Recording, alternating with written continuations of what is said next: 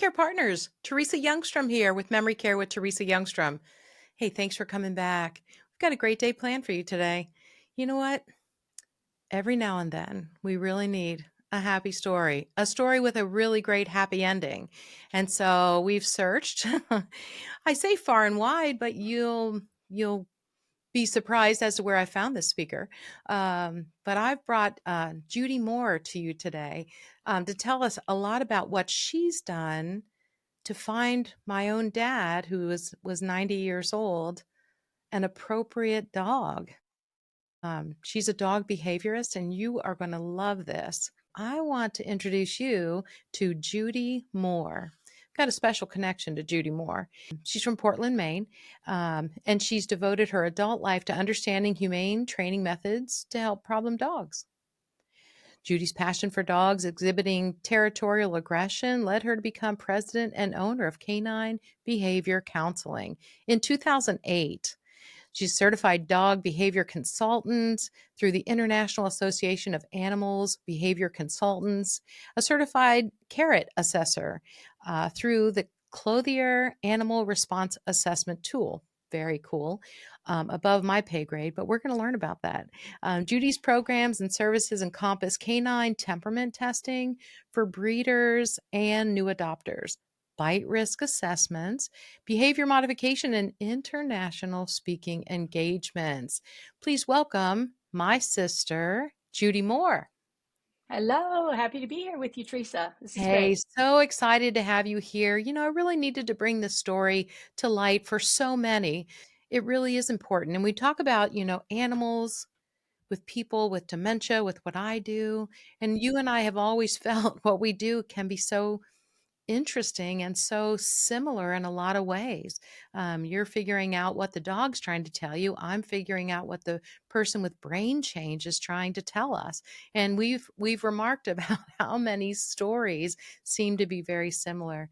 And the story about you finding a dog for our dad is so wonderful because dad found himself 90 years old.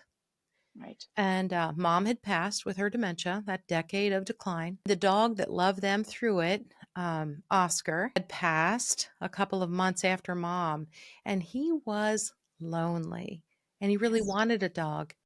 But you know what I think a lot of people don't understand is you just can't pick out the cute one. There's Mhm. so much more to that.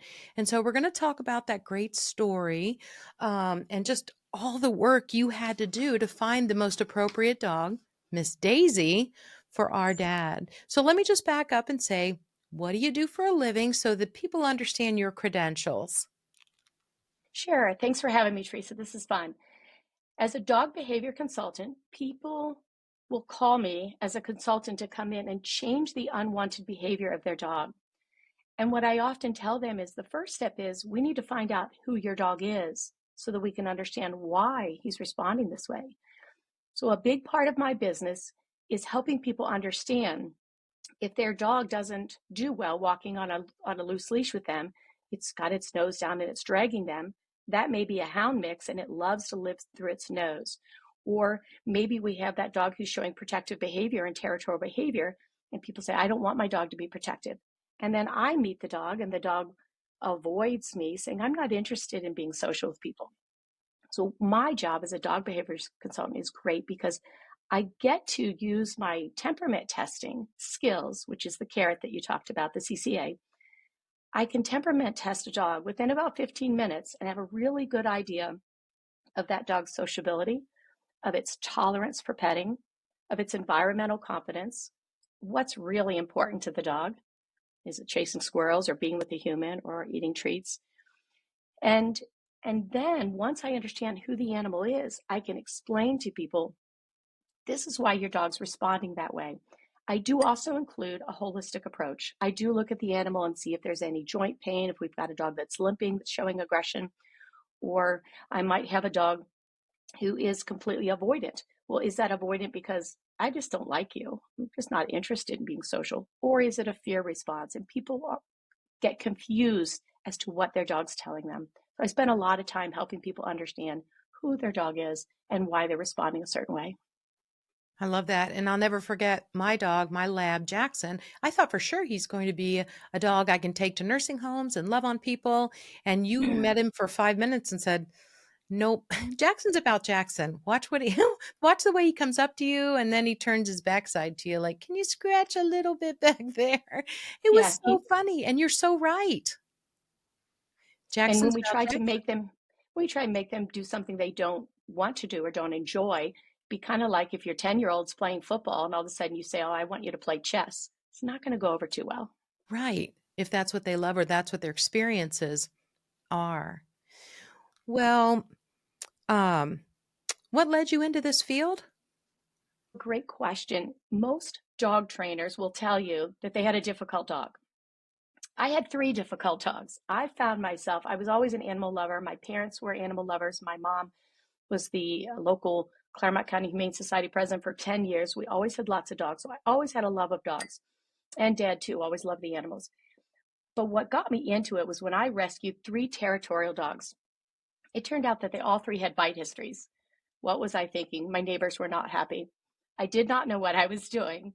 That's when I joined the APDT, Association of Pet Dog Trainers. I went to every conference I could find. I researched as much as I could about territorial aggression, trying to help my own 3 dogs.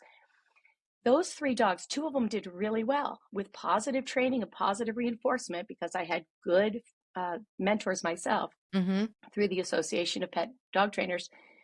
The 2 females did great. They realized that, oh, men will offer food, and when they pet me, it doesn't hurt anymore. Their resilience and their motivation by food helped them really become much more social and much more tolerant of touching. They went on to be One of them went on to be a therapy dog after putting 7 holes in 3 different Federal Express delivery Dear, men. dear. However, the male rescue, he was about 1. I socialized him, and the more I socialized him, the more he said, "Could you stop it? If you keep letting people walk up to me, I'm going to keep lunging at them. That's not what I want. I want Right. to be your dog." Once I figured out who each of the dogs were and their resilience, Pablo really did not want to be social. He would sit and growl, and he growled at hundreds of people. He didn't need to bite after I realized the growl worked, but he was a dog that continued to say, "I'm not He going to was be social." communicating with you, He was, and it if we took me a see it while to like that. listen. So that was early in my training. And by helping those 3 dogs, then I went on and rescued about 45 other rescue dogs and tried to help them. And really, that's what led me to become the owner of Canine Behavior Counseling because I realized that much of it was out of a misunderstanding of the dog. Mhm. Right, we don't really understand why they do what they do. Right. And That's I love helping people understand what their dog's sociability is, what their preferences are, what their tolerances are. And we have tolerances too, right? we do. Yeah, You because do. some of You us give those, like to be in groups and some of us don't like to be out in groups. Some can be in front of a camera or on a stage and others, no way, Jose. right, right. Even our siblings, we look at our siblings. Some of us are more social. Some of us have a closer use of space. Some people just love to give those bear hugs, and other people have a large distance. So Right. So true. we all have unique characteristics, and I love to be able to help people understand them with Yeah, their and you dogs. helped me understand my dog too, to realize that he's not the one that I should take to a dog park. He's not gonna love that. No. Right. Um, And I love your boy Jackson. He greets me with this gentle little wag, and he he's a loves a good great boy. scratch. He's a He great dog. he is a great dog, but don't put him in a room with 14 toddlers. He's just like, "No, that isn't what I wanna do." So, Right. it's so great to step back a second and pay attention to that rather than just disciplining. I think I grew up just you disciplined them. You know, if they growled, you discipline that. And I think that's a mistake that a lot of people make that I needed to be educated on, and you've helped me so much with that. Good. To realize that if he does growl, he's communicating and I need to change him from that situation. Yeah, Right. he's Lead not him great out to of me. that setting. Yeah, he Mhm. shouldn't be around all the grandkids. That just upsets him and he's like, "Likes, I'm nervous. I need to get out of here. Yuck." Right. So great. So okay, we got to get into the story. So, mom has passed away. Oscar has passed. Dad's heart's broken and he's lonely on so many ways. And Judy lives in Maine. and dad I lives in do. Cincinnati. And so you come down, we got 3 days to find him the right dog.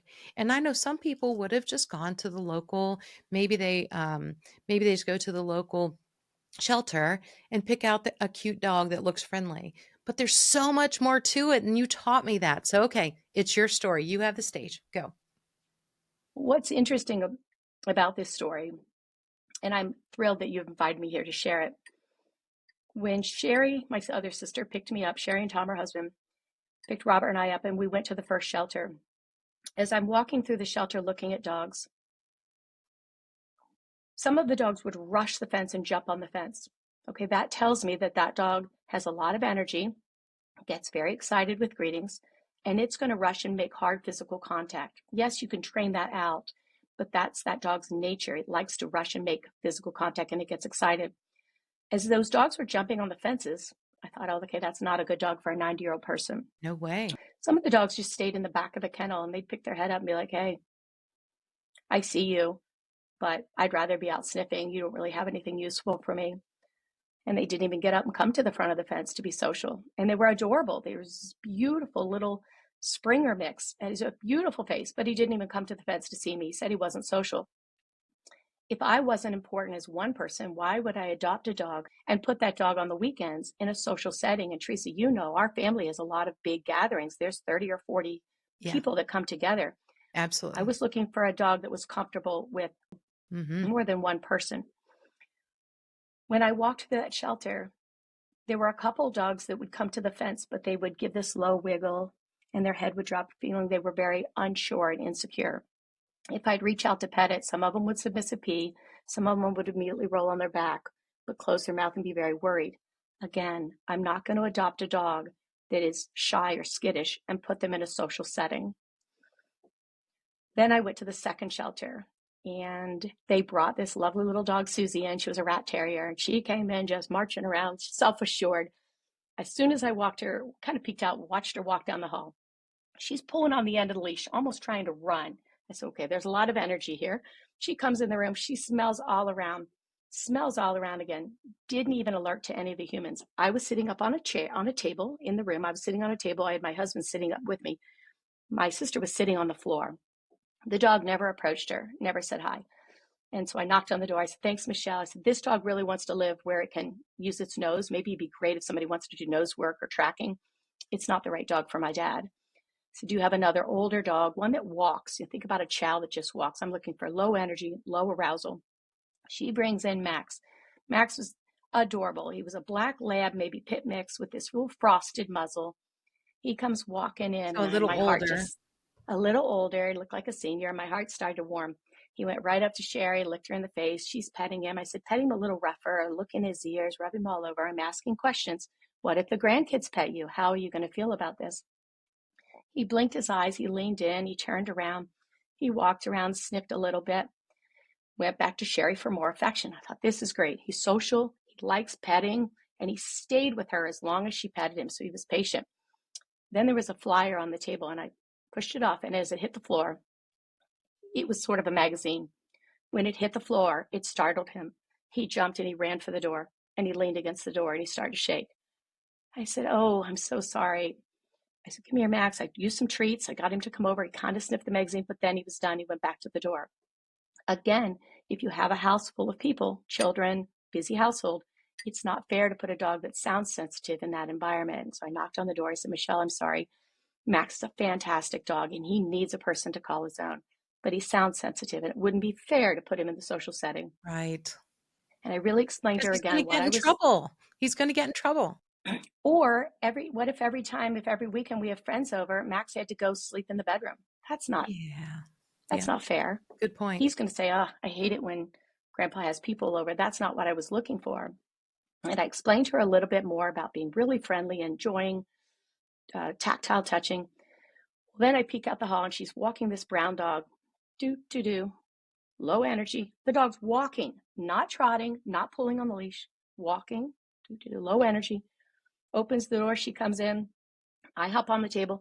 She trots right over, open mouth, soft wiggle, not a lot of wiggle, not appeasement over the top, soft, loose back, soft waggy tail, blinking, leaning in. Sherry's petting her. She's loving it. I said, okay, this could be the dog. Sherry, pet her real rough all over. She's tolerant. Tom, Robert, could you guys go over and crowd her?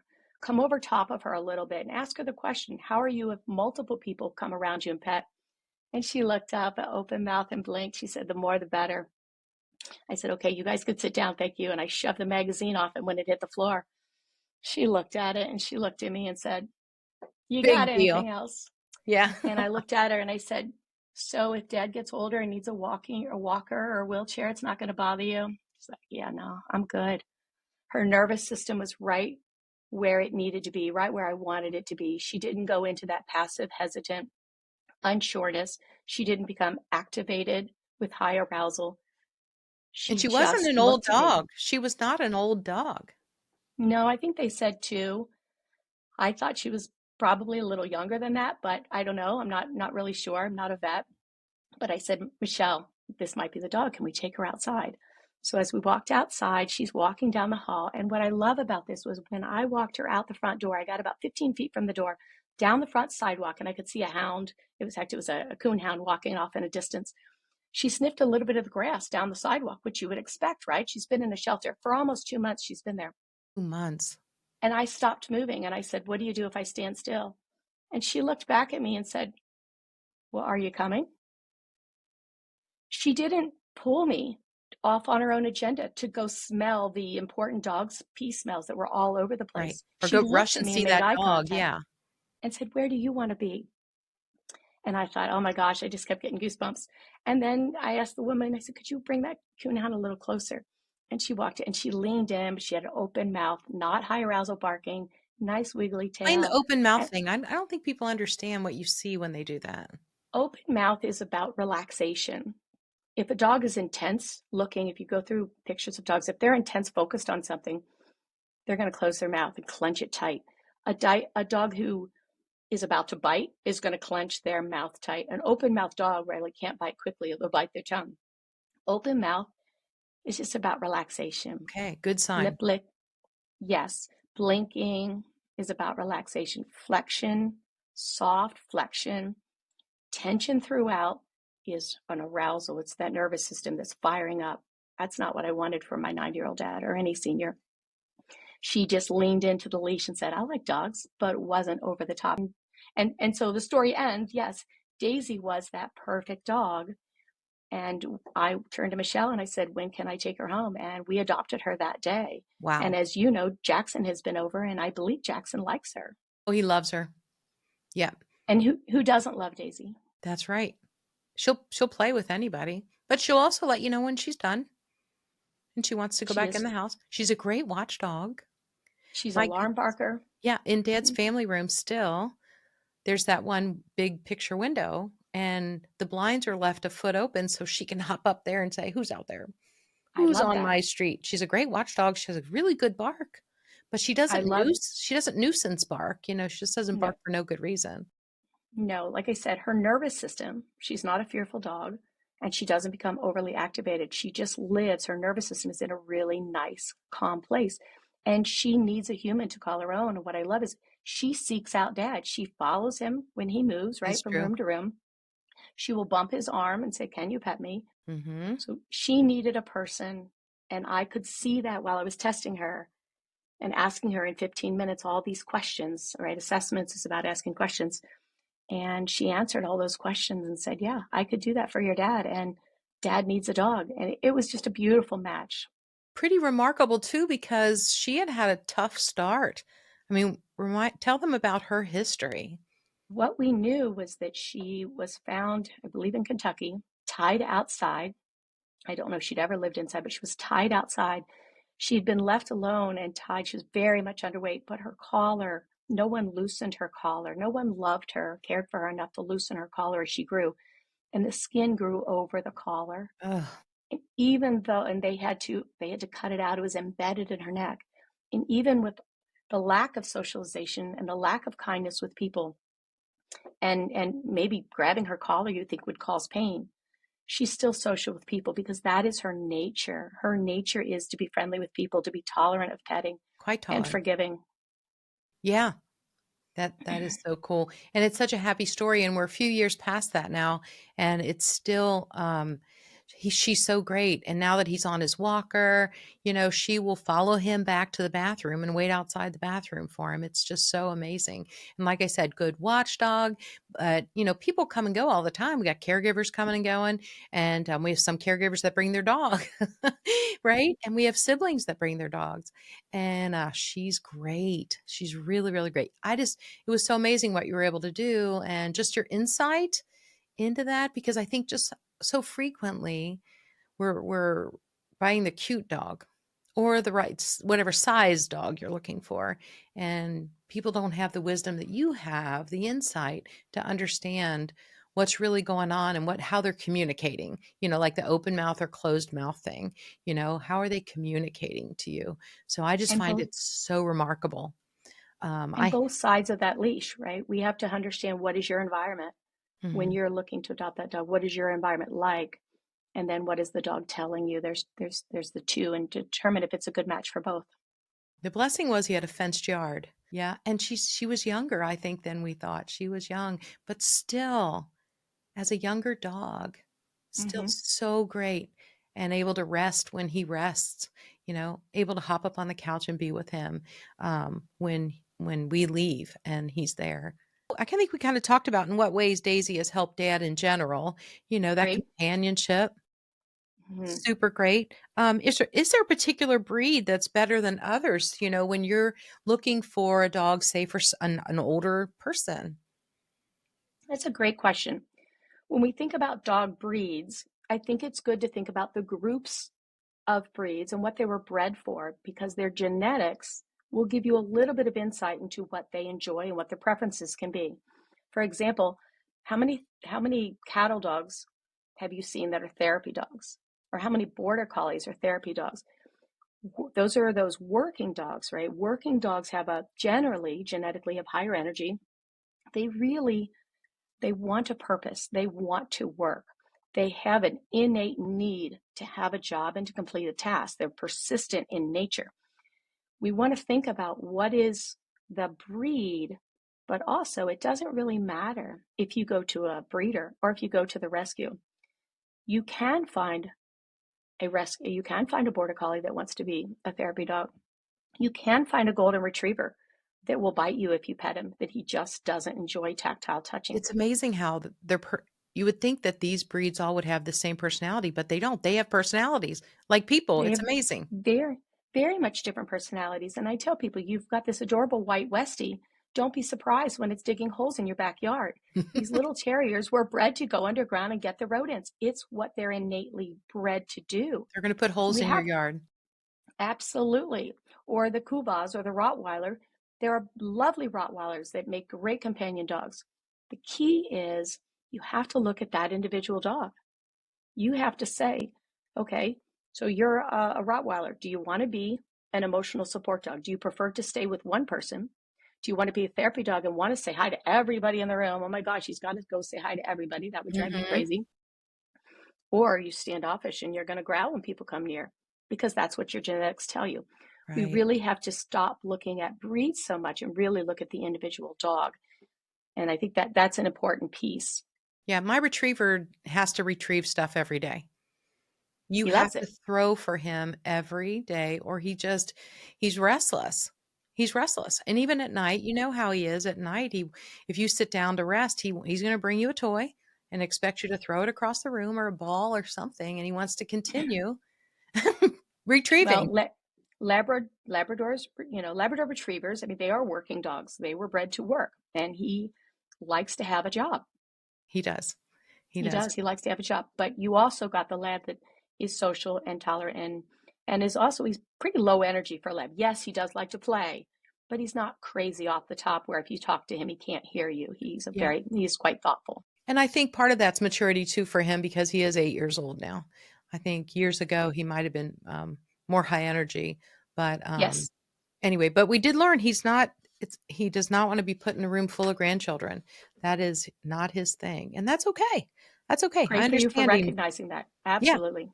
Um, let's see. Do you recommend a senior getting a dog, and why or why Ooh, not? That's a great question. It depends. I think the biggest thing it depends on is that support system. You and I are very lucky. You have 7 siblings. I have 7 siblings. Great siblings? I'm the only one that lives out of state. I live in Maine. I'm very blessed to have my 7 siblings live here near dad. That was incredibly important to me. And I think I said to you guys, I will come and find dad a dog. However, I need to make sure that you're all going to be willing to help support Daisy, make sure she has good nutrition, because we need to take care of her nutritional needs, her physical needs. She needs walked once in a while, getting out of that fence, because just running around the yard is not enough physical exercise for most dogs. And I think I brought up that question. Can dad financially afford a dog if she gets sick? She looks healthy, but if she were to get sick, is a dog going to create a financial burden and create conflict in a family? And that's something that people also need to think about. And I think just their environment in general. There are some environments where it's not conducive to walk the dog down 3 flights of stairs and outside 3 times a day to go Mhm. potty, Right. right? Yeah, and with my group of wonderful people, people that have brain change, Mm-hmm. um, it's not always appropriate to get them a pet. And if they live alone, because if they are forgetful and they have trouble with their short-term memory, I mean, even at dad's, we have a chart there, and everybody checks off that she's been fed twice a day. But I've had family members think that, oh, we'll get Aunt Jane a dog. That'll be great. Let's get her a puppy. It'll be so sweet. And I said, well, hold on just a second. Let's think about that, because will she Mm-hmm. remember to let that dog go to the bathroom? Is it a fenced yard? Oh, no, she has a condo. There's no fence. Oh, red flags for me, because I can see this dog getting let out to go to the bathroom and away it goes, and she might even forget that she put it outside. So we've had great, great animals with people that have brain change. If they're in a situation where there are either they're not very far into their journey, or there are family members there, and it works out great. They can absolutely Yeah. provide incredible relationship and joy to You people. can't, yes, and not to interrupt, it can, but you brought a story to me really quickly. There was a client of mine in an assisted living building, and I had matched her with a Sheltie mix. As the client aged, she was forgetful. They were not wanting her to do her walk anymore, and she was really upset by not doing her walk. And I said, well, I can train Daisy or Rosie. I can train Rosie to complete the same walk and come back to home always. And they said, are you sure? I said, look, this dog is incredibly food motivated. So I spent about 2 weeks walking Elizabeth's path, and she never deviated. She walked her path, and it was pretty much on the grounds of the facility where she lived. No kidding. And the dog knew the trail. And every time the dog would come back in, I had a Kong sitting right where my client would put her keys. There was a Kong that was stuffed, and the caregivers could stuff this Kong and leave it there. And as soon as the dog came back in, here's your Kong, go to your bed.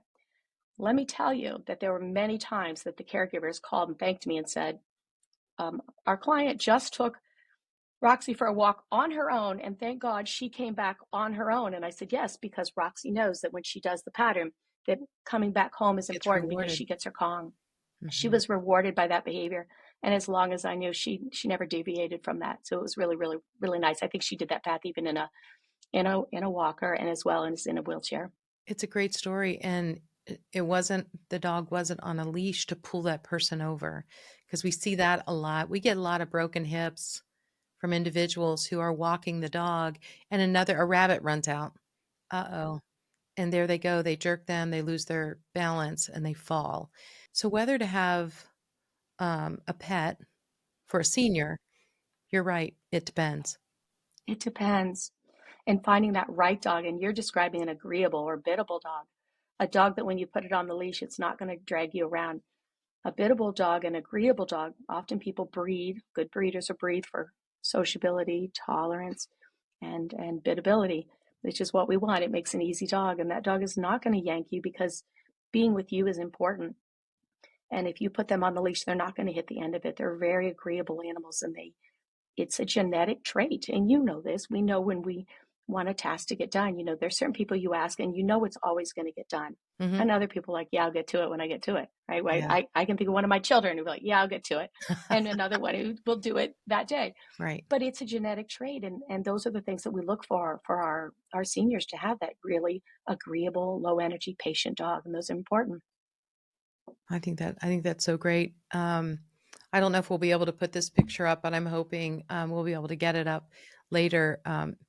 That day that you brought Daisy to see dad, and, I don't know who bought her that new bed, got her a new bed, and just telling the story of that bed, it was just so great.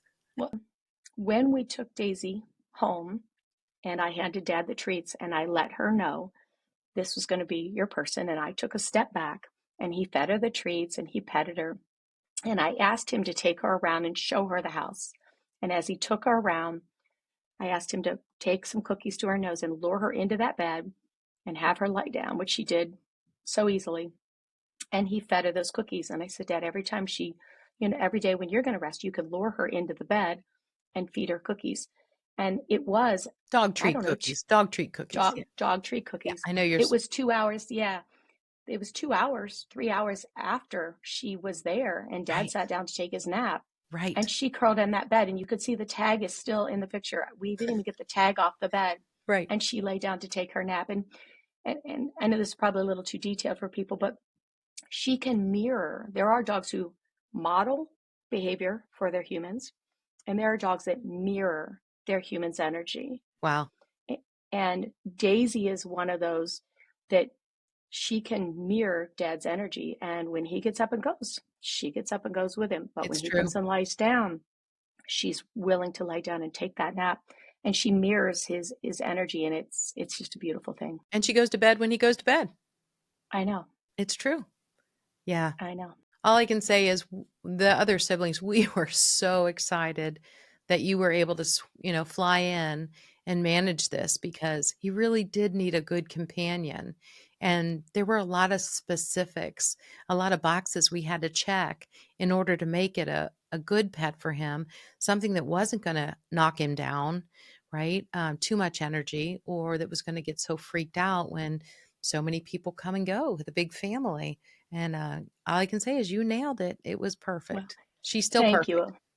Thank you. The She is blessing is in the training, is in understanding how to read dog body language.